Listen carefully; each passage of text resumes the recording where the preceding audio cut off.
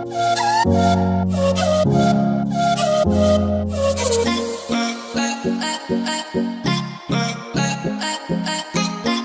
خبره مخې ته شوې دی چې د علیشا 007 په کور باندې پولیسو چاپه وخلې ده او ویل کېږي چې د علیشا 007 مور سونیا شاه پولیسو ګرفتاره کړې ده. سونیا شاه پولیسو ولې ګرفتاروله؟ سونیا شاه ګناه سوه او پولیس اخر د سونیا شاه ګرفتارولو ته ولې مجبور شو؟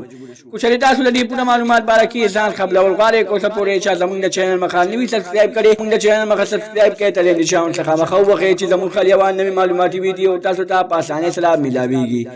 د علیشا 007 مور سونیا شاه پولیسو سره ډېره زیاته وخلې ده او پولیسو سره یې جنګ کړی دی.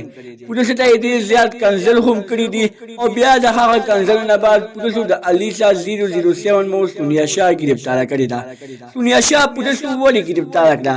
سونیا شاه د کړۍ په کور کې اوسېده ده، نو کړۍ په پولیسو کې د سونیا شاه خلاف نوټس ورکړو، نو پولیسو هغه نوټس قبول کړو او سونیا شاه په کور باندې چاپه ووهله. چې کله د سونیا شاه په کور باندې چاپه ووهله نو سونیا شاه په هغه وخت کې پولیسو ته ډېر زیات کنځل وکړل، نو پولیسو په هغه وخت کې سونیا شاه ته څه ونه ویلې او چپ چاپ ترې لاړل. چې بیا لږ وخت تېر شو نو پولیس یو غټه چاپه راوسته او د علیشا 007 مور سونیا شاه یې ګرفتاره کړه. دوی به په سوشل میډیا باندې ډېر غلط الفاظ شیر کول. د هغه غلط پوسټونو په وجه باندې ځینو خلکو د علیشا د خلاف پوسټونه جاری کړي وو چې د علیشا 007 مور سونیا شاه او داود شاه دې ګرفتار شي، ځکه چې د روژې بختوره میاشت ده او دوی د روژې د بختورې میاشت هم نه ګوري او په سوشل میډیا باندې بار کنځلې کوي او غلط تصویران شیر کوي. ویل کېږي چې سونیا شاه په کنځلو کې پیچیدګي کړې ده.